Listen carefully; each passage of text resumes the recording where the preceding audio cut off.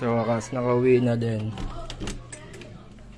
Ay, salamat po. Oh. Nakauwi ka na rin. Bakit? Kanina pa may nag-aantay sa'yo. Sino naman yan? Hindi ko nga mapauwi. Napakatigas na ulo. Nasaan? Inaantok mo daw. Ako, hindi na naman pala yung makulit na bata na yan. Ayun na. Ba't nandito ka na naman? Anong ginagawa mo? Tagal mong mawala nung hindi na pa kita hinihintay eh. Nung nakabagaling. Nagtrabaho ko, ba't ba nandito ka na naman? Makulit na bata. Eh, ngayon sana akong baon nung eh. Baon? Bakit sa akin ka nangihing baon? Dapat sa magulang mo, di nga kita kilala eh. Walang naman yung binigay mong 100 nung eh. Isang linggo ko lang naman yun eh. Eh ba't parang obligado pa kitang pagbaunin? Binigyan na nga kitang 100 eh, di pa ba pwede yun? Tagal-tagal lang ang iniintay kita dito nung eh. 1 week na nga ako dito. Tingnan mo oh. Isang linggo? Bakit dito ka natulog? Isang linggo? Hintay kita.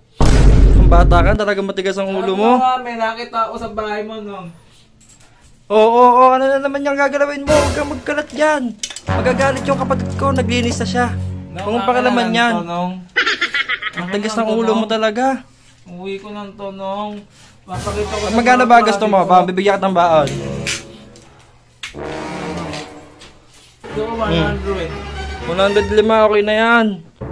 Hindi mo lang. Wala akong pera, di pa ako sumasahod. Hindi mo lang. Hindi mo lang. Yung 100 ulit nung. Wala nga akong pera. 5 lang. Ito, 10. Umuwi ka na ha. Okay. Kulang? Ang isang araw pa lang naman to nung eh. Ba't ba kasi ginawa mo dito? Ba't natututunan mo pumunta dito ha? Hindi naman eh. Umuwi ka na. Umuwi ka na. Bumalik ka na lang bukas. Ganito na lang dalhin mo yan. Tapos bumalik ka bukas, no? Sige. Bukas na naman. Bukas na naman. Bukas na naman nung. Yan na naman tayo eh. Mabukas-bukas na lang eh. Napakatigas ng ulo mo, bata ka. Sige na, umuwi ka na. Magluluto pa kami, oh.